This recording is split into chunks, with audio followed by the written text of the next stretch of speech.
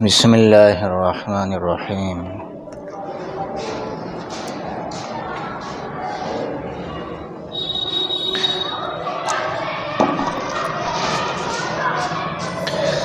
جیسا کہ آپ حضرات کو ہم نے پہلے بتایا تھا، سورہ بقرہ کی تفسیر چل رہی تھی، اس کو روک کر عامہ کے پاروں کی آخر کی جو صورتیں ہیں، اور خاص طور سے وہ جو ہم عام طور سے نمازوں میں پڑھتے ہیں، ان کی تفسیر کریں گے، کیونکہ ان صورتوں کے اندر بہت ہی زیادہ اہم باتیں اللہ نے بیان فرمائیں،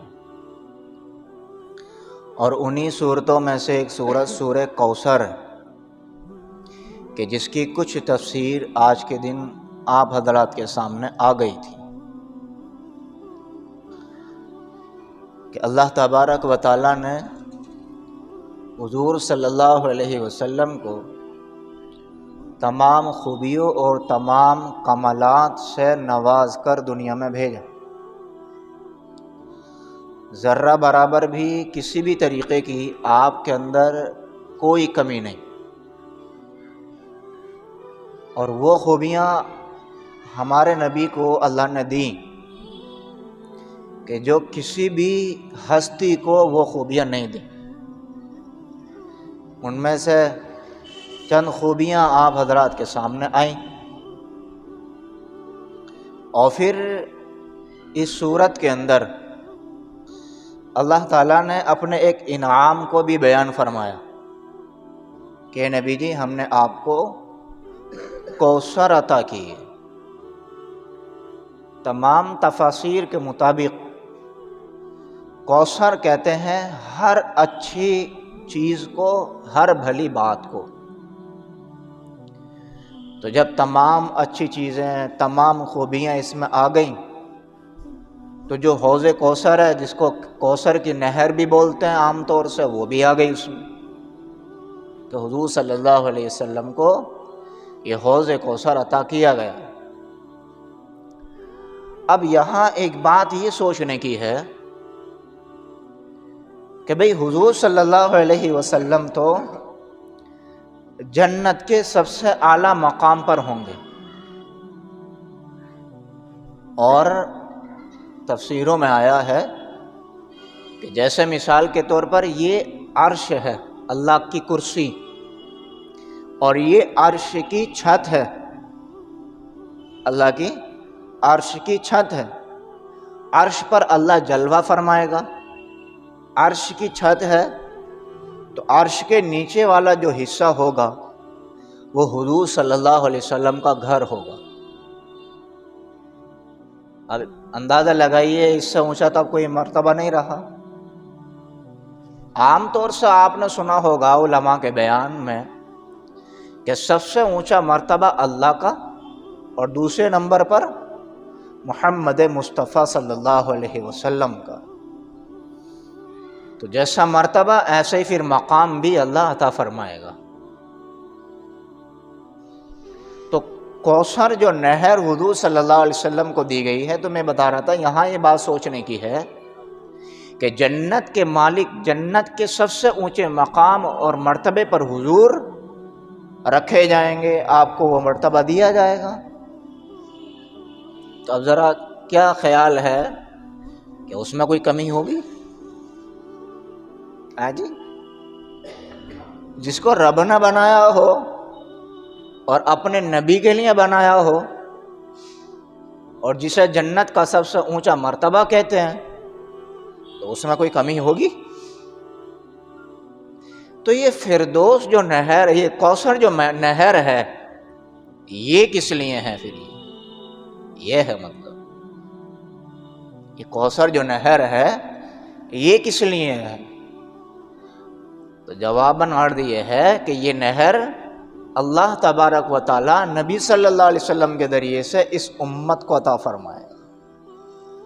تو میں نے بتایا تھا کہ حضور صلی اللہ علیہ وسلم اپنی رحمت والے، اپنی برکت والے ہاتھوں سے اس نہر کا پانی اپنی امت کے لوگوں کو پلائیں گے۔ دعا مانگا کریں کہ اے اللہ اپنے نبی کے مبارک ہاتھوں سے ہمیں بھی کوثر کا پانی نصیب فرما۔ ہوتا ہے نا، ہمارے آپ کے گھر میں مہمان آئے، میں نے مثال دی تھی شاید پچھلے ہفتے، کہ ایک تو یہ ہے کہ بھئی اولاد سے کہہ دیا، نوکر سے کہہ دیا پانی پلاؤ، اور ایک یہ ہے کہ ہم خود اس کو پانی پلا رہے ہیں، تو کتنا بڑا فرق ہوا۔ تو ایک تو یہ ہے کہ کچھ لوگوں کو فرشتے پانی پلائیں گے، کچھ کو صحابہ پلائیں گے، اور ایک یہ ہے کہ خود حضور اس کو پانی پلائیں۔ یہ تو کہتے ہیں نا وی آئی پی معاملہ ہو گیا ہے۔ یہ تو اللہ فرماتا ہے نبی جی ہم نے آپ کو کوثر عطا کیا، تو اب اس انعام کے بدلے آپ کو دو کام کرنا۔ پہلا نمبر پر فصلی لربک، کہ پہلے نمبر پر آپ اپنے رب کے لیے نماز ادا کیجیے، اور دوسرے نمبر پر ونحر، قربانی کیجیے۔ اور یہ دونوں کام کس کے لیے کرنے ہیں؟ اللہ کی رضا کے لیے، ریا نہ ہو، دکھلاوا نہ ہو، شہرت نہ ہو، تو پھر اللہ ان کا بڑا بہترین بدلہ عطا فرمائے گا۔ اب اس کے بعد جو تیسری آیت ہے ان شانئک ھو الابتر، اس میں ایک الگ چیز کو بیان فرمایا۔ وہ کیا ہے کہ حضور صلی اللہ علیہ وسلم کے 3 بیٹے تھے۔ کتنے بیٹے تھے؟ 3 بیٹے تھے اور 4 بیٹیاں تھیں، اور یہ ان میں 3 بیٹوں میں سے 2 بیٹے تھے حضرت خدیجہ رضی اللہ عنہا سے۔ تینوں کا نام بتا دوں میں آپ کو، عبداللہ، ابراہیم اور طاہر، یہ 3 بیٹے تھے۔ اور آپ نے قاسم بھی سنا ہوگا، تو قاسم اور طاہر یہ ایک ہی بیٹے کے 2 نام ہیں۔ تو 2 بیٹے اور 4 بیٹیاں حضرت خدیجہ رضی اللہ عنہا سے پیدا ہوئی تھیں۔ ایک تیسرے بیٹے اور یہ تھے حضرت ابراہیم، حضور صلی اللہ علیہ وسلم کی ایک باندی تھی جن کا نام ماریہ قبطیہ تھا، ان کے پیٹ سے پیدا ہوئے تھے۔ لیکن اللہ جو کرتا ہے اس میں بندے کے لیے بہتری ہوتی ہے، چاہے وہ ہمارے لیے کرے یا نبی کے لیے کرے یا کسی کے لیے بھی کرے، وقتی طور پر لگتا ہے ہمارے لیے کہ برا ہوا ہے، لیکن اللہ جو کرتا ہے اس میں برا نہیں ہوتا ہے، اس میں بہت ساری خوبیاں، بہت ساری حکمتیں اور بھلائیاں ہوتی ہیں کہ جن کو سمجھنا بندے کے بس کی بات نہیں ہے۔ حضور صلی اللہ علیہ وسلم کے 3 بیٹوں میں سے کوئی بھی بیٹا زندہ نہیں رہا، بچپن میں ہی فوت ہو گئے، اور بیٹیاں اللہ تعالیٰ نے چلائی، بیٹیوں سے نسلیں چلی، اور آج تک ان کی اولاد دنیا میں موجود ہے۔ تو یہودی کیا کرتے تھے؟ یہودی اور مکے کے مشرک ہر وقت حضور صلی اللہ علیہ وسلم کو ذہنی، جسمانی، ہر اعتبار سے تکلیف دینے کی کوشش کرتے تھے اور کرتے بھی تھے ایسا۔ مدینے کے اندر ایک یہودی رہتا تھا، اس کا نام تھا کعب بن اشرف۔ کیا نام تھا اس کا؟ کعب بن اشرف۔ مدینے کے اندر ایک یہودی رہتا تھا، نام اس کا کعب بن اشرف تھا۔ اور مکے میں ایک چودھری رہتا تھا، اس کا نام عاص بن وائل تھا۔ کیا نام تھا؟ عاص بن وائل۔ تو ایک مرتبہ یہ مدینے کا جو یہودی تھا جس کا نام کعب بن اشرف تھا، یہ مکہ آیا، اور حضور صلی اللہ علیہ وسلم مکے میں کیا کر رہے؟ لوگوں کو بھلی بات بتا رہے، ایمان کی طرف لا رہے۔ تو مکے والوں نے کعب بن اشرف سے کہا کہ بھئی یہ جو محمد ہے نا، ہم ان سے بڑا تنگ آ گئے۔ ہم ان سے کیا آ گئے؟ بڑا تنگ آ گئے، بڑا پریشان۔ کہ بھئی کیوں؟ کہ یہ کرتے ہیں یہ کرتے ہیں، جدائیاں ڈلوا دیتے ہیں. کیونکہ حضور صلی اللہ علیہ وسلم پر جو کوئی ایمان لاتا تھا تو وہ آپ کا ہی ہو جاتا تھا. پھر وہ اپنے گھر والوں سے رشتہ ناتا ختم کر دیا کرتا تھا، بالکل کوئی واسطہ نہیں ہے. کیوں؟ اس وجہ سے کہ اگر میں اپنے گھر والوں کی طرف جاؤں گا تو وہ مجھے مجبور کریں گے ایمان چھوڑ، وہ مجھے مجبور کریں گے کہ محمد کو چھوڑ، اور اگر نہیں چھوڑوں گا تو مجھے ماریں گے، طرح طرح کی اذیتیں پریشانیوں میں مبتلا کریں گے. تو معلوم ہے کعب بن اشرف نے، عاص بن وائل نے، جو یہ بڑے بڑے لوگ تھے نا، انہوں نے کیا کہا؟ انہوں نے کہا یہ ابتر ہے. قرآن میں اس میں لفظ آیا نا نشانیہ کا ہوا ابتر، کہ تم گھبرا کیوں رہے ہو، یہ تو ابتر ہے. ابتر کا کیا مطلب ہے؟ ابتر کہتے تھے ہر اس انسان کو کہ جس کی نسل نہیں چلتی ہے. حقیقت میں عربی میں ابتر تو اس جانور کو کہتے ہیں جس کی دم کٹی ہوئی ہوتی ہے. تو اب اس کا مطلب عرب والے یہ نکالتے تھے کہ بھئی یہ ابتر ہے، اس کی دم کٹی ہوئی ہے، یعنی اس کے اولاد نہیں ہے. تو تم گھبرا کیوں رہے ہو، کرنے دو جو کر رہا ہے. کب تک کریں گے؟ جب تک دنیا میں ہے. جب دنیا سے چلیں گے تو ان کے تو اولاد ہی نہیں ہے، لڑکے ہی نہیں ہیں. جب لڑکے نہیں ہیں تو نسل نہیں چلے گی، جب نسل نہیں چلے گی تو ان کا مذہب ان کے ساتھ ہی چلا جائے گا. ان کا مذہب ان کے ساتھ ہی چلا جائے گا، تم بے فکر ہو جاؤ گے، تم آزاد ہو جاؤ گے. تو یہ سن کر سب کو بڑی تسلی ہوئی کہ بات تو بڑے کام کی بتائی ہے، بڑے پتے کی بات ہے. اب جب حضور صلی اللہ علیہ وسلم کو اس بات کا علم ہوا، آپ کو پتہ چلا کہ میرے دشمنوں نے یہ کہا ہے، تو آپ کو بڑا غم ہوا، ٹینشن میں آ گئے حضور صلی اللہ علیہ وسلم. تو پھر اللہ تبارک و تعالیٰ نے اپنے نبی کی غم کو دیکھتے ہوئے، ٹینشن کو دیکھتے ہوئے یہ سورت اتاری تھی نبی کو تسلی دینے کے لیے. تو پہلے کیا تسلی دی کہ آپ ٹینشن کیوں لے رہے ہو، آپ فکر میں کیوں مبتلا ہو رہے ہو، غم کیوں کر رہے ہو. ہم نے تو آپ کے لیے یہ تیار کیا، کوثر کے آپ مالک ہو، جنت کے آپ مالک ہو، آپ اپنے ہاتھ سے اپنی امت کو جام کوثر پلائیں گے. آپ فکر کیوں لے رہے ہو؟ کسی کو اگر تسلی دینا ہوتی ہے نا تو انعام بھی گنواتا ہے.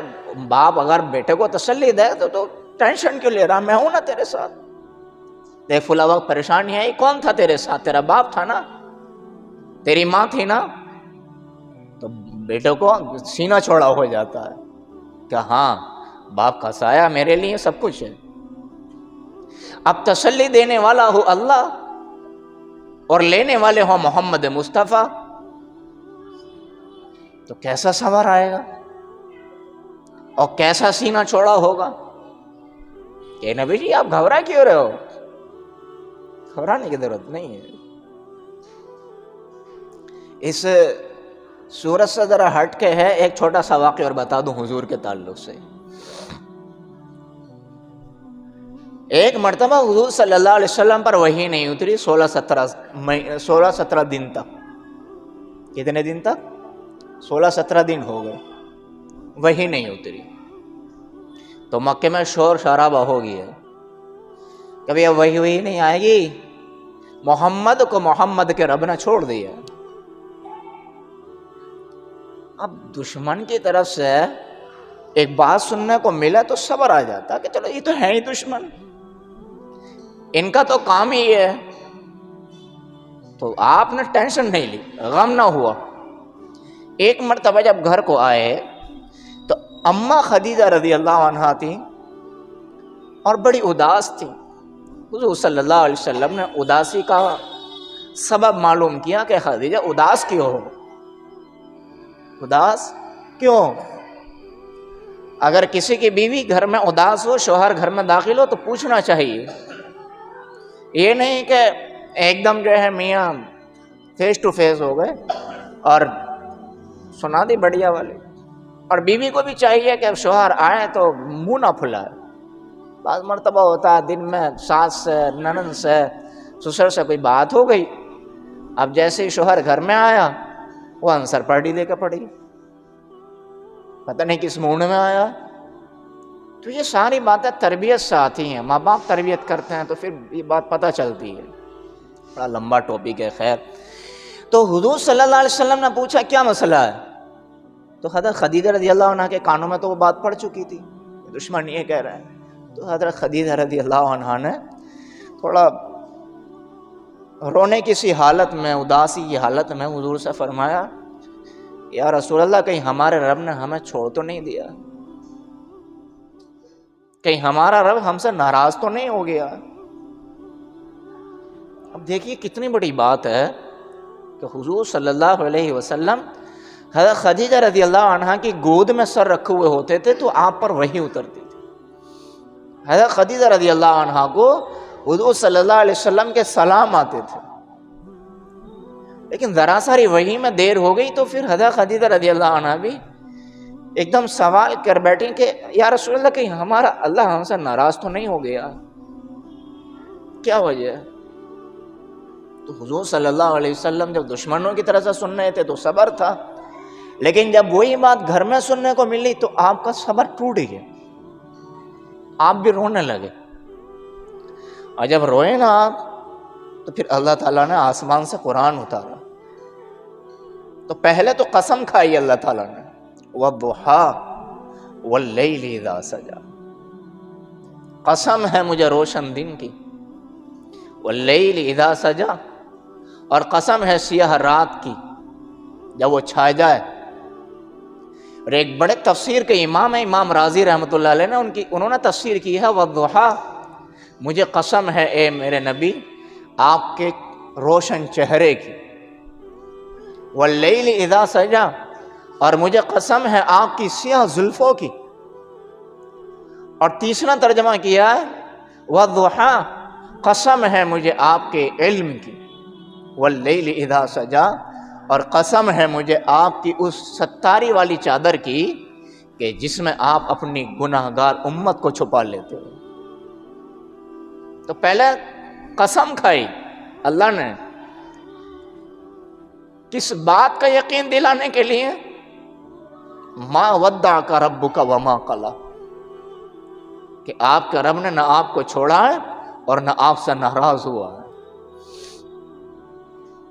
کیونکہ مکے والوں کی زبان پر یہ دو لفظ آئے تھے، ودعا ربہ وقلی، ودعا ربہ وقلی، کہ اس کے رب نے اس کو چھوڑ دیا، اس کا رب اس سے ناراض ہو گیا. تو اللہ تعالیٰ نے وہی الفاظ قرآن میں اتارے ان کو جواب دینے کے لیے کہ آپ کا رب نہ آپ کو چھوڑا ہے اور نہ آپ کا رب آپ سے ناراض ہوا ہے. وَلَلْآخِرَةُ خَيْرٌ لَكَ مِنَ الْأُولَىٰ، اور یہ دنیا کی زندگی کتنے دن کی ہے؟ آخرت کی زندگی اصل ہے. وَلَسَوْفَ يُعْطِيكَ رَبُّكَ فَتَرْضَىٰ، آپ کا رب آپ کو وہ دے گا کہ آپ راضی ہو جائے گے. ہم کیوں بیٹھے ہیں یہاں پر؟ نماز پڑھنے کیوں آئے؟ اللہ راضی ہو جائے. لیکن اللہ نبی سے کہہ رہا میں آپ کو راضی کروں گا. پوری دنیا میری رضا ڈھونڈتی ہے، لیکن اے محمد میں آپ کو راضی کروں گا. وَلَسَوْفَ يُعْطِيكَ رَبُّكَ فَتَرْضَىٰ. اور پھر آگے اللہ تعالیٰ نے احسان گنائے، أَلَمْ يَجِدْكَ يَتِيمًا فَآوَىٰ، آپ تو یتیم تھے، کس نے ٹھکانہ دیا.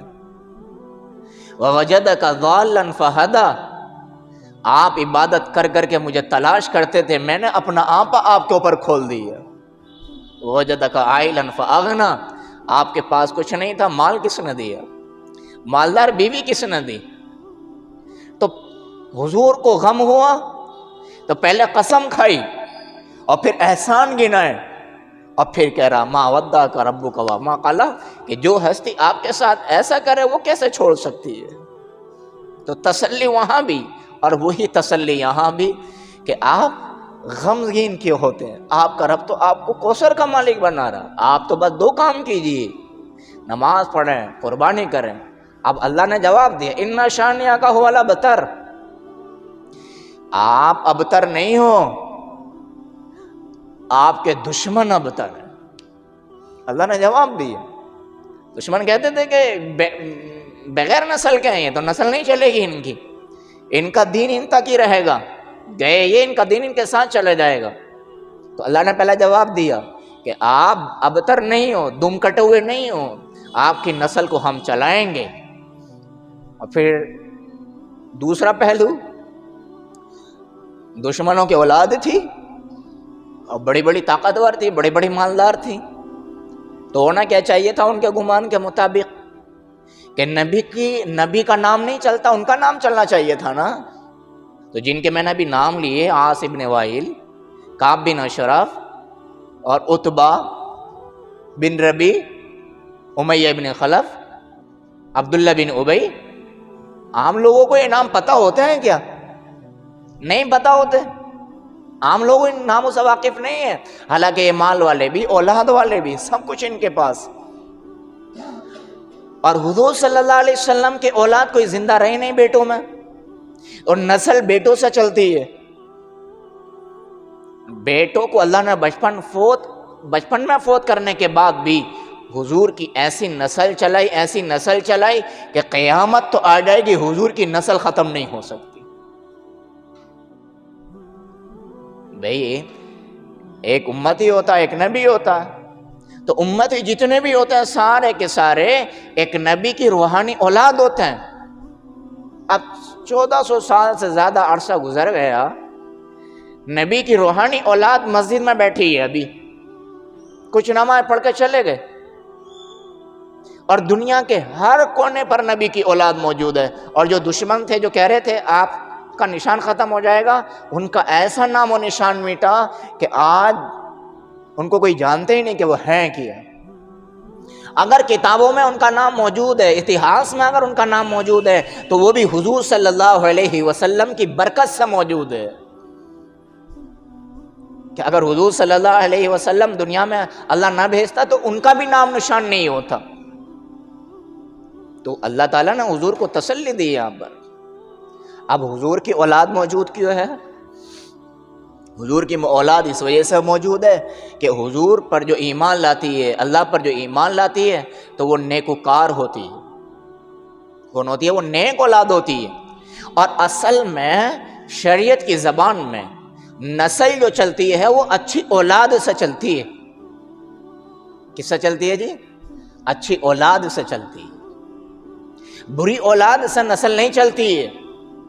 بری اولاد تو ہونے کے باوجود بھی اپنے باپ دادا کا نام ڈبو دیتی ہے، ہوتا نہیں ہوتا ایسا؟ کتنی اولاد آپ دیکھ لیں دنیا میں، ان کے ماں باپ ٹھیک ٹھاک تھے تو آج بھی اگر دنیا میں ان کو مل رہا ہے تو وہ ان کے باپ دادوں کی وجہ سے مل رہا ہے۔ دنیا ان کا ادب و احترام کر رہی ہے تو ان کے باپ دادا نیک تھے، اس لیے ان کا ادب و احترام کر رہی ہے، ورنہ وہ اس لائق نہیں ہے کہ ان کا ادب و احترام کیا جائے۔ ان کے اعمال اتنے خراب ہو گئے، کردار اتنا بگاڑ لیا۔ اور حضور صلی اللہ علیہ وسلم پر ایمان لانے والے، حضور اللہ پر ایمان لانے والے، یہ سارے نیکوکار ہیں۔ آج بھی یہ نسل چل رہی ہے اور چلتی رہے گی۔ اور ان کی اولاد بدکار تھی تو ان کی نسل نہیں چلی، اللہ نے سب کو ختم کر دیا۔ ہاں، جو نیکوکار تھے حضور پر ایمان لائے تو اب ان کا رشتہ ان کے باپ دادا سے کٹا اور حضور سے ان کا رشتہ جڑ گیا، وہ بھی ان کے نہ رہے۔ اسی لیے کہا جاتا ہے کہ اولاد پر محنت کرو، خاص طور سے اس زمانے میں تو کہا کرتا ہوں کہ سب سے مشکل کام اولاد کی تربیت کرنا، سب سے مشکل کام اولاد کی تربیت کرنا، سب سے مشکل کام اولاد کی تربیت کرنا، خاص طور سے اس زمانے میں۔ چاروں طرف آگ ہی آگ برس رہی ہے۔ ایک ویڈیو آج دیکھی، بڑا رونا آیا اس ویڈیو کو دیکھ کر کے کہ یہ دن بھی دیکھنے کو تھے۔ یو پی کی ہے وہ، ایک لڑکی مدرسے میں رہ کے 15 پارے حافظہ کر لیے، پوری عالمہ بن گئی اور غیر مسلم سے شادی کر لی۔ وہ ویڈیو وائرل ہو رہی ہے، میرے پاس بھی آئی۔ وہ ٹرین میں سفر کر رہی تھی، کوئی مسلم عورت اس کو ٹکرائی، بات میں جو ہے ساری بات کھلی تو اس نے اس کی ویڈیو بنائی، تو اس نے قبول کیا کہ ہاں میں 15 پارے کی حافظ لڑکی ہوں، پوری عالمہ ہوں، اور مدرسے کا نام بھی بتایا اس نے، اور جس لڑکے سے شادی کی اس کا نام بھی بتایا اس نے، اور وائرل ہو رہی ہے وہ ویڈیو۔ کیا کس چیز کی کمی تھی جی؟ تربیت کی کمی ہے۔ جب تربیت نہیں ہوتی ہے نا تو انسان علم والا ہو کر کے بھی جاہل ہی رہتا ہے. اسی وجہ سے حضور صلی اللہ علیہ وسلم نے ایسے علم سے پناہ مانگی ہے کہ جو نفع دینے والا نہ ہو، نفع بخش علم نہ ہو، ایسے علم سے پناہ مانگی ہے حضور نے کہ اللہ ایسے علم سے پناہ چاہتا ہوں جو نفع والا نہ ہو، ایسی مالداری سے تیری حفاظت چاہتا ہوں جو تیرا نافرمان کر دے، ایسے پیٹ بھرنے سے میں حفاظت چاہتا ہوں جو تجھے بھلا دے. یہ پناہ مانگی ہے حضور صلی اللہ علیہ وسلم. آپ دیکھو تربیت سے ہماری اولاد کتنی خالی ہو رہی ہیں، کتنی خالی ہو رہی ہیں، پتہ ہی نہیں. اولاد پیدا کرنا آسان ہے لیکن تربیت بڑا مشکل کام ہے. اسی وجہ سے حضرت علی رضی اللہ عنہ نے حضرت عمر رضی اللہ عنہ سے کہا تھا کہ عمر، اولاد زیادہ پیدا کرنا یہ کمال کی بات نہیں ہے، مال زیادہ اکٹھا کرنا یہ کمال کی بات نہیں ہے. اولاد جتنی بھی ہے ان کو علم اور تربیت اور جو بھی مال دیا ہے اس میں اللہ کو نہ بھولنا، یہ بڑے کمال کی بات ہے، یہ بڑے کمال کی بات ہے. آج دیکھو اماں ابا نمازی ہیں، اولاد نماز نہیں پڑھ رہی. تو جیسے ماحول میں بچوں کو رکھتے ہیں نا پھر ویسے ہی بنتا چلا جاتا ہے بچہ. ہماری مسجد ہے بچوں سے خالی. اگر بچہ کوئی آ بھی جائے، 2-4 بچے اور ذرا شرارت کرنے لگیں تو 2-4 آنکھیں دکھانے والے ایسے ہوتے ہیں کہ پھر وہ بچے پلٹتے ہی نہیں مسجدوں کو. حضور صلی اللہ علیہ وسلم مسجد میں نماز پڑھا رہے ہوتے تھے، پیچھے مردوں کی صف ہیں، ان کے پیچھے مستورات کی صف ہیں، ان کے پیچھے بچوں کی صف ہیں. اور حضور صلی اللہ علیہ وسلم فرماتے ہیں کہ جب میں نماز پڑھاتا ہوں نا تو میں جب بچوں کے رونے کی آواز سنتا ہوں تو میں نماز کو ہلکا کر دیتا ہوں. اب آج ہماری مسجدوں میں دنیا کا حال، ساری دنیا کا یہ حال بتا رہا ہوں میں، آج ہماری مسجدوں میں اتنے بے جاں پیسے خرچ ہو رہے ہیں، اتنے بے جاں پیسے خرچ ہو رہے ہیں، ہمارا اس طرف کو دھیان ہی نہیں جاتا کہ مسجد میں عورتوں کا بھی انتظام ہونا چاہیے کہ نہیں ہونا چاہیے. یہ ہم سے سوال ہوگا اللہ کے یہاں قیامت کے دن سوال ہوگا کہ ہمارے گھروں میں پہلے سے ہی دین کا ماحول نہیں، مسجدوں سے بھی ہم نے دور کر دیا ان کو. آپ ادھر جا کے دیکھ لیں، مہاراشٹر کرناٹک کی طرف جا کے دیکھ لیں، بہت ساری مسجدوں میں ہمارا جانا ہوا ہے. دلی میں بھی کئی مسجدیں ملیں گی آپ کو. مدراس جانا ہوا، ادھر چینئی سے آگے میل وشارم، وہاں جانا ہوا. ایسی مسجدیں دیکھی ہم نے کہ وہاں عورتیں بھی پروگراموں میں شریک ہو رہی ہیں، تفسیروں میں آ رہی ہیں، جمعوں کے بیان میں آ رہی ہیں، اور مردوں کو پتہ ہی نہیں کہ عورتوں کا بھی انتظام ہے کہ نہیں. اتنے اچھے انتظام کر رکھے ہیں ان لوگوں نے کہ ہم نے اپنے بچوں کو دین سے دور کیا ہے. اب دیکھو تفسیر ہو رہی ہے، کتنے آپ لوگ بیٹھے ہو، گنے چنے بیٹھے ہو. کبھی باپ نے پرواہ نہیں کی ہے کہ بھائی چلو دینی پروگرام میں اپنے بچوں کو لے کر کے جائیں. یہ باپ کی ذمہ داری ہے. تفسیر ہے، تفسیر میں باپ اپنے بیٹوں کو لے کر بیٹھے، زبردستی لے کر کے بیٹھے، مار کر لے کر بیٹھے، سختی کے ساتھ لے کر کے بیٹھے، چھوٹے چھوٹے بچوں کو لے کر کے بیٹھے، ان کو کنٹرول کریں. جمعے کے بیانوں میں بیان شروع ہونے سے پہلے بچوں کو بیانوں میں لے کے آئیں نہ جی. اس وقت آئیں گے جمعے کے دن بھی جب کہ خطبہ بھی ختم ہونے کو ہوگا. جب باپ کا یہ حال ہے تو اولاد تو پڑے گی بھی نہیں پھر. اور پھر روتے پھرتے ہیں مولویوں کے پاس جا کے، اولاد ہماری قبضے سے باہر گئی. تو مولویوں کے پاس کون سی جادو کی چھڑی ہے کہ برسوں کا بگاڑ جو ہے ایک پھونک مار کر ٹھیک کر دیں گے. اگر جادوئی چھڑی ہوتی تو سب سے پہلے حضور کے پاس ہوتی کہ جادوئی چھڑی گھماتے تو پھر کیا ضرورت تھی اتنے پٹنے کی، اتنے چھتنے کی، لہو لہان ہونے کی، پیٹ پر پتھر باندھنے کی. چھڑی گھما لیتے، ہدایتیں پھیل جاتی تھی. حضرت لقمان علیہ السلام نے 4000 نبیوں سے زیادہ نبیوں کی خدمت کی ہے. 4000 نبیوں کی خدمت کی ہے حضرت لقمان علیہ السلام نے. اور قرآن میں ان کی نصیحتوں کا ذکر ہے. انہوں نے اپنے بیٹے کو نصیحتیں کی ہیں، ان کی نصیحتوں کا بیان اللہ نے قرآن میں بیان کیا. کیوں کیا؟ پورا ایک رکوع ہے جو انہوں نے اپنے بیٹے کو نصیحت کی ہے، اور سب کچھ ان نصیحتوں میں بیان کر دیا. انہوں نے پورا دین سمیٹ کے رکھ دیا. انہوں نے کاروبار، دھن دولت، عبادت، ماں باپ کی خدمت، ایک رکوع میں سب سمیٹ کے رکھ دیا. دوسرے رکوع سے شروع ہوتا، تیسرے رکوع پہ ختم کر دیا. اولاد سے ہم اتنا غافل ہو گئے.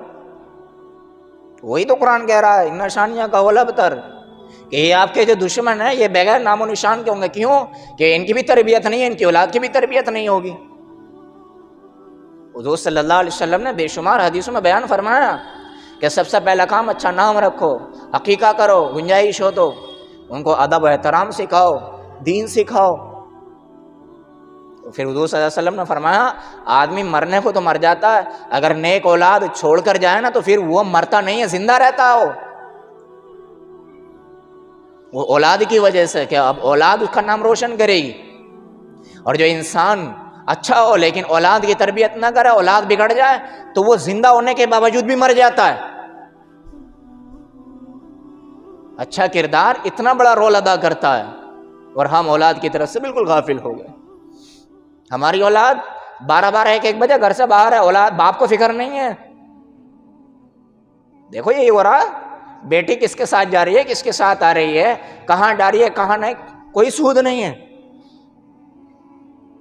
اب عالمہ کا یہ حال ہے جو میں نے ابھی بتایا، تو جو کالج اور اسکولوں میں پڑھنے والی لڑکیاں ان کا کیا حال ہوگا، اس سے اندازہ لگائیے آپ. اور پھر بھی ہم ٹھہرے غافل کے غافل. غیر کو، ہمارے بچوں کو کافر بنانے میں کوئی پریشانی نہیں ہے، یہ بتا دوں میں آپ کو، کوئی پریشانی نہیں ہے. کیوں؟ کیونکہ ان کا کام زیادہ ہم کر کے دے رہے ہیں، ان کا زیادہ کام ہم کر کے دے رہے ہیں.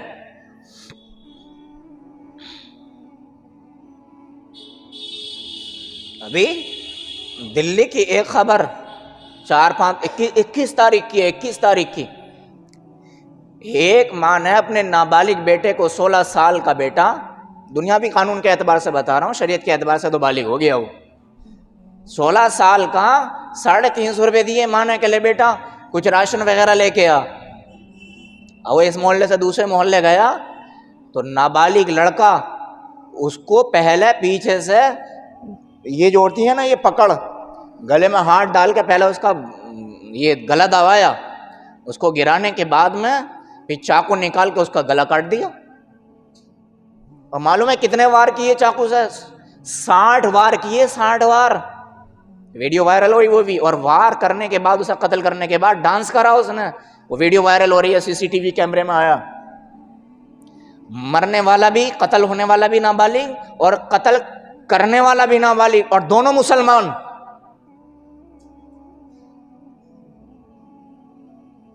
کس نے بچایا بچوں کو ہمارے وہاں پر؟ نام اس وجہ سے نہیں کھولا قتل کرنے والے کا کیونکہ وہ نابالغ ہے. کچھ دنوں اس کو بچے والی جیل میں رکھا جائے گا، پھر اس کو چھوڑ دیں گے اس طریقے سے، اس کا اتا پتہ نہ چلے کہاں. وہ جیسے کہ وہ نربھیا کا کیس ہوا تھا نا، 12 میں ہوا تھا، 11 میں، ان میں ایک نابالغ تھا وہ، تو باقی کو پھانسی ہو گئی، جو نابالغ تھا اس کا پتہ ہی نہیں کہاں ہے وہ. دونوں شاید خودکشی کر لی تھی، اور 4 کو پھانسی ہوئی تھی، اس میں 6-7 لوگ تھے وہ. تو اس کا نام اس وجہ سے نہیں کھولا کیونکہ وہ نابالغ ہے قاتل، لیکن نابالغ ہے، 16 سال کا ہے وہ، ہے مسلمان ادھر بھی اور ادھر بھی. کس نے پوچھایا ہماری اولاد کو وہاں پر؟ کبھی بھی حضور صلی اللہ علیہ وسلم نے اولاد کو تنہا نہیں چھوڑا ہے، کبھی بھی، ہر وقت، کبھی حسن کے ساتھ، کبھی حسین کے ساتھ. اور حضرت فاطمہ رضی اللہ عنہ کو بھی تنبیہ کی، ایسا چلاؤ، ایسے کرو، ایسا چلاؤ، ایسے کرو. یہاں تک بات ہے حضرت حسین رضی اللہ عنہ نے صدقے کے کھجور میں سے کھجور کھا لی، منہ میں اس کو لے کر کے گھمانے لگے، تو حضور نے دیکھ لیا، تو حضور صلی اللہ علیہ وسلم نے چھینچھی کر کے یہ انگلی اس طریقے سے ڈال کے وہ کھجور نکال لی کہ نہیں بیٹا یہ صدقے کا مال ہے، اور ہمارے لیے صدقے کا مال حلال نہیں ہے، یہ غریبوں کا مال ہے. اور آج ہم اولاد کی طرف سے اتنے لاپرواہ ہو گئے. وہی قرآن کہہ رہا ہے کہ اگر چاہتے ہو تمہاری نسل چلے اور تمہارا نام روشن ہو تو دیکھو اپنی اولاد کو ایسا نہ چھوڑ دینا جیسے نبی کے دشمنوں نے اپنی اولاد کو چھوڑا تھا. قرآن یہ 1400 سال پرانی کتاب ہے، لیکن قیامت تک ہماری رہنمائی کرتی ہے، قیامت تک رہبری کرے گی ہماری. اسی وجہ سے حضور نے فرمایا آدمی مرنے کو مر جاتا ہے، جب مر کے جاتا ہے نا تو اچھی اولاد جب نیک کام کرتی ہے نا تو اس کا ثواب ٹرانسفر ہوتا رہتا ہے باپ کے کھاتے میں، ماں کے کھاتے میں۔ اب ارادہ نہ بھی کرے نا کہ میں قرآن ماں کے لیے پڑھ رہا ہوں، دل میں نیت بھی نہ کرے نا، ایٹومیٹکلی چلتا رہتا ہے، وہ ایٹومیٹکلی چلتا رہتا ہے، نیت کرنے کی ضرورت نہیں ہے۔ ماں سے باپ سے اولاد کا اتنا گہرا رشتہ ہوتا ہے۔ تو میں کہہ رہا تھا کہ اپنی اولاد کو مجبور کریں مسجد میں آنے کو، بس چلے پٹائی بھی کریں نہ آئے تو زبردستی بٹھائیں انہیں بیانوں میں کہ کہیں تو دل پہ چوٹ لگے گی، کہیں تو ان کا دل نرم ہوگا۔ میں آج جو بیٹھا ہوں نا آپ کے سامنے، یہ صحبت کی وجہ سے بیٹھا ہوں۔ بچپن سے جب سے ہوش سنبھالا میں نے اپنے گھر میں نا قاری حنیف صاحب کے بیان چلتے ہوئے دیکھے، جب سے میں نے ہوش سنبھالا۔ قاری حنیف صاحب کو جانتے ہیں نا، آج بھی یوٹیوب پہ ان کے بیانات پڑھے ہیں، اور ایسا میں شوقین تھا ان کے بیان کا کہ کئی بیان میں نے زبانی یاد کر لیے تھے ان کے۔ کبھی اپنے دادا کے بغل میں بیان سناتا تھا، کبھی دادی کے بغل میں، کبھی ماں کے پاس لیٹ کے، کبھی بہن کے پاس لیٹ کے، رات کو سب سو گئے ہیں اور میں بیان کر رہا ہوں قاری حنیف صاحب کے لہجے میں۔ ہمارے دادا کہتے ہیں قاری حنیف صاحب خاموش ہو جاؤ سب سو رہے ہیں، اور بیان سننے کا اتنا شوق ہوتا تھا، اتنا شوق ہوتا تھا، کبھی اپنے ابا کو زبردستی پکڑ کے لے گیا، کبھی اپنے دادا کو زبردستی پکڑ کے لے گیا، کوئی نہیں گیا تو اکیلا چلا گیا۔ اب رات میں 12 بجے آ رہے ہیں، 1 بجے آ رہے ہیں، بڑا چھپ چھپا کے آ رہے ہیں، کتے نہ مل پڑ جائیں، ہم تو بھاگ بھی نہ سکتے، اور اگر آپ بھاگو گے تو کتے اور آپ کے پیچھے پڑیں گے۔ اتنا بیان سننے کا شوق تھا، اتنا کرنے کا شوق تھا۔ یہ صحبت کی وجہ سے اور ماحول کی وجہ سے آج اس گناہگار بندے کو رب نے آپ کے سامنے بٹھایا ہوا۔ ہم اب اپنے بچوں کو ماحول نہیں دیتے، پروگراموں میں لے کے نہیں جاتے، ہم سوچتے ہیں کہ ہمارے بچے تو عبد القادر جیلانی بن جائیں۔ ایک صاحب آئے میرے پاس، کل کی بات ہے، ابھی کل کی، میرا بچہ نماز نہیں پڑھتا، آپ کے پاس پڑھتا وہ، آپ نماز کو تو کہو ذرا اس سے۔ میں نے کہا اچھا، پہلے بھی آئے تھے، پہلے تو میں نے سنا کر دیا، میں نے کہا آج پکڑ ہی لو ان کو۔ میں نے کہا آپ پڑھتے ہو نماز؟ تو آپ دیکھیں میرے منہ کو، بولے کبھی کبھی پڑھ لیں۔ میں نے کہا کبھی کبھی پڑھتے ہو تو پھر یہ میرے کہنے سے نمازی بنا، یہ خواب دیکھنا بند کر دو آپ۔ بھائی میرے کہنے سے نماز کیسے پڑھ لے گا؟ میں 2-4 چھڑی لگا دوں تو پڑھ لے گا، تو وہ اب اللہ کے لیے پڑھ لیا ہے، میری جو میرے پٹائی کے خوف سے پڑھ رہا ہے وہ، تو میری پٹائی کے خوف سے تو جب تک پڑھے گا وہ، جب تک میرے پاس پڑھ رہا ہے، کل کو ہٹ گیا تو نماز چھوڑ دے گا وہ۔ تو ماں باپ نماز کے پاس نہیں جاتے، اور ماں باپ چاہ رہے نہیں ہمارا بچہ جو ہے یہ تہجد گزار بن جائے۔ کتنی بڑی بھول ہے۔ اگر من کی ماں پڑھے کہ وہ بھی کبھی کبھار پڑھ لے، ماں بھی نماز نہیں پڑھتی، باپ بھی نماز نہیں پڑھتے، اور اولاد کے اسے نمازی بنا دو کیسی بھی کر کے۔ جیسے ہمارے پاس کوئی مشین ہے نمازی بنانے کی، مشین میں ڈالو اور نمازی بن کے نکلے گا۔ بھائیو ہنسنے کی بات نہیں، افسوس کی بات ہے۔ تو قرآن اسی کو کہہ رہا ہے، نشانیاں کا ولبتر۔ نبی جی آپ فکر نہ کرو، آپ کے بیٹا کوئی بھی زندہ نہیں رہا، پھر بھی ہم آپ کی اولاد اور آپ کی نسل چلائیں گے، اور چل رہی ہے آج نسل، قیامت تک رہے گی۔ اور جو دشمن تھے ان کی نسل نہیں چلی، ان کی نسل نہیں چلی ہے۔ تو اس لیے بھائیو اللہ نے اس صورت کے اندر وہ بہت کچھ بیان کر دیا جس کی ہمیں ضرورت تھی اور ضرورت ہے اور رہے گی، کہ پہلے تسلی دی، پھر نماز کو کہا، پھر قربانی کو کہا، اور پھر آپ کو ایسی تسلی دی کہ کوئی کسی کو ایسی تسلی نہیں دے سکتا۔ اس لیے ہم سب ارادہ کریں کہ انشاءاللہ ہم اپنے بچوں کو کیا بنائیں گے؟ کچھ بنے نہ بنے نمازی ضرور بنائیں گے۔ آخر میں ایک اپنا واقعہ بتا دوں میں آپ کو۔ میں نانا کے یہاں گیا اپنے، تو فجر میں ہماری والدہ نے، ہماری نانی نے نماز کے لیے نہ اٹھایا، چھوٹے تھے ہم، ٹھنڈ ہو رہی تھی، چلو بچہ آیا کوئی بات نہیں۔ اب ہم جب اٹھے تو نماز کا وقت ختم ہو گیا، تو اب ہم لگے لڑنے اپنی امی سے اور اپنی نانی سے۔ نانی سے کیوں لڑے؟ نانی سے اس وجہ سے لڑے، جب امی سے لڑے نا ہم تو نانی نے سپورٹ لی اپنی بیٹی کی۔ امی سے اس وجہ سے لڑے کہ تم نے نماز کے لیے کیوں نہیں اٹھایا مجھے، یہ بتاؤ، اس وجہ سے لڑے۔ تو ہماری والدہ ہمیں دلاسا بھی دے رہی ہیں، ہنس بھی رہی ہیں کہ بچہ ایسا کام کرے تو ذرا خوشی بھی ہوتی ہے، ہنسی بھی ہوتی ہے۔ تو پھر وہی ری ایکشن ہماری نانی کے اوپر۔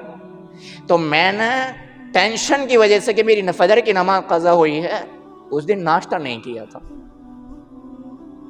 ناشتہ نہیں کیا تھا اس دن. میری والدہ نے زبردستی بٹھایا، نانی بھی کہہ رہی ہیں کہ ناشتہ کرنا. ناشتہ نہیں کروں گا. میری فجر کی نماز کیوں چھڑوائی آپ لوگوں نے؟ یہ ماں باپ کی ذمہ داری ہے کہ اولاد کو فجر میں اٹھائیں، اور ابا ہی سو رہے ہیں ٹانگا پھیلا کے، تو کہاں سے نماز پڑھے گی اولاد؟ یہ فرض ہے، نماز فرض پڑھنی پڑے گی، ہر حال میں پڑھنی پڑے گی. نبی صلی اللہ علیہ وسلم چلا نہیں جا رہا ہے، پیر اٹھ نہیں رہے، قدم نہیں اٹھ رہے، اور صحابہ کا سہارا لے کر مسجد میں نماز پڑھنے جا رہے ہیں. صحابہ نے دیکھا کہ ہم دیکھ رہے ہیں کہ آپ کمزوری کی وجہ سے پیر اٹھا نہیں پا رہے ہیں، زمین پہ گھسٹ کے چل رہے ہیں، نماز پھر بھی مسجد میں جا کے پڑھی.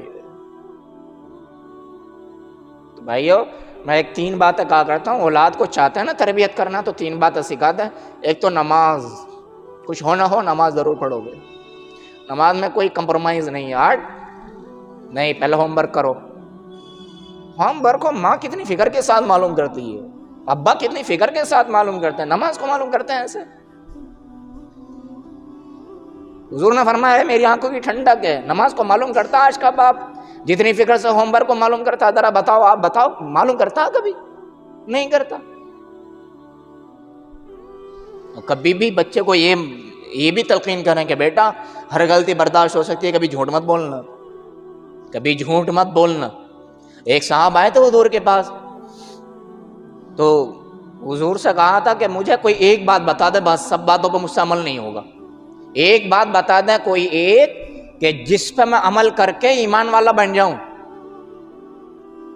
تو حضور نے تھوڑی دیر سوچا، تو حضور نے کہا بس ایک بات میری گرے باندھ لے، جھوٹ مت بولنا بس. اور ایمان میں داخل ہو گئے. تو معلوم ہے جب نماز کا وقت آیا تو سوچا یار نماز نہ پڑھوں، کہ نہیں یار وعدہ کر لیا جھوٹ نہ بولنے کا، پوچھیں گے نا تو کیا نہیں پڑے گی میاں کہ نماز نہیں پڑھی. پڑھو نماز، جھوٹ ہو جائے گا ورنہ تو. کوئی کسی اور گناہ کا کام ارادہ کرا، پوچھیں گے یہ تو نہیں کیا، تو پھر پکڑا جائے گا. جھوٹ بولنا پڑے گا، اور میں نے وعدہ کر لیا کہ جھوٹ نہیں بولنا. تو جھوٹ چھڑوانے سے ہر گناہ چھوڑ دیا ان صاحب نے، ہر گناہ چھوڑ دیا. اور تیسری بات بچوں کو یہ سکھائیں کہ بیٹا دیکھو کچھ بھی بن جانا زندگی میں، زندگی کا پہیہ تو پتہ نہیں کدھر کو گھوم جائے. کچھ بھی بن جانا، کتنے بھی مال والے بن جانا، کتنے بھی اونچے عہدے پہ پہنچ جانا، اگر کسی کی خدمت کرنے کا موقع مل جائے نا تو کسی کی خدمت کر کے اپنے آپ کو کبھی چھوٹا محسوس مت کرو. یہ بہت بڑی چیز ہے. حضور صلی اللہ علیہ وسلم سے بڑی ہستی کوئی ہو سکتی ہے؟ حضور صلی اللہ علیہ وسلم صحابہ کی خدمت کر دیتے تھے، کافروں کو اپنے ہاتھ سے کھانا کھلا دیا کرتے تھے. یہودیوں کو کھانا کھلایا، کئی دفعہ آپ نے دعوت کر کے اپنے ہاتھ سے کر کے کھلایا. اور آج اگر ہمارے بچے کو پڑھانے والے قاری صاحب بچے سے ایک پیالہ اگر دھلوانا ہے نا، میں نے پڑھنے کے لیے بھیجا، نوکری کرنے کے لیے تھوڑے بھیجا. ایسے لوگ بھی ہوں گے، اور ایسے بھی ہیں کہ نہیں صاحب آپ جو چاہیں ہمارے بچے سے کروا لیں. تو اس سے ترقی ہوتی ہے. آپ کو حیرت ہوگی، ہم نے اپنے استادوں کو مچھلی بنا کے کھلائی ہے، صاف کر کے. ایک تو ہوتا ہے پکانے کی بات نہیں کر رہا ہوں میں، صفائی ستھرائی مچھلی کی، اس کی علائش نکالنا راکھ کے ساتھ اور پتہ نہیں کائے کے ساتھ وہ صاف کرتے ہیں نا، وہ مچھلی بنا کے کھلائی ہے ہم نے اپنے استادوں. جب مالش کرنے کھڑے ہوتے تھے نا تو جب تک کرتے رہتے تھے جب تک پسینہ ان کے اوپر نہیں ٹپک جاتا تھا، جب تک ہم مالش کرتے رہتے تھے. اور وہ دعائیں دیتے تھے ہمیں، اور انہی دعاؤں کا ثمرہ ہے جو اللہ نے آپ کے سامنے بٹھایا ہے. تو استاد کی دعا طالب علم کو وہاں پہنچا دیتی ہے جہاں طالب علم نہیں پہنچنا چاہیے تھا، اور دعا کی برکت سے وہاں پہنچ جاتا ہے طالب علم، اسٹوڈنٹ. تو یہ 3 چیزیں بچوں کو ضرور سکھائیں. پہلا نماز، اور نماز میں بھی اگر جماعت کی پابندی کرنے لگے نا بچہ، سونے پہ سہاگا ہے. اس سے بڑی اور کوئی دولت نہیں دے سکتا کوئی بھی باپ اپنی اولاد کو. حضور نے فرمایا کہ کوئی دین سکھا دینا، دین کی بات سکھا دینا، اس سے بڑا تحفہ اولاد کے لیے باپ کے پاس ہے ہی نہیں. اس سے بڑا تحفہ کوئی نہیں ہو سکتا. پہلی نماز، اور دوسرا جھوٹ سے نفرت، اور تیسرا، بیٹا کہیں بھی کسی بھی وقت بھی کسی کی بھی خدمت کرنے کا موقع مل جائے نا تو کر گزرنا، اپنا آپ کو چھوٹا مت سمجھنا۔ اللہ کرے کہ اللہ تعالی ہمیں ان باتوں پر عمل کی توفیق عطا فرمائے، جو اولاد والے ہیں، صاحب اولاد ہیں، ان کی اولاد کو مطیع فرما بردار بنائیں۔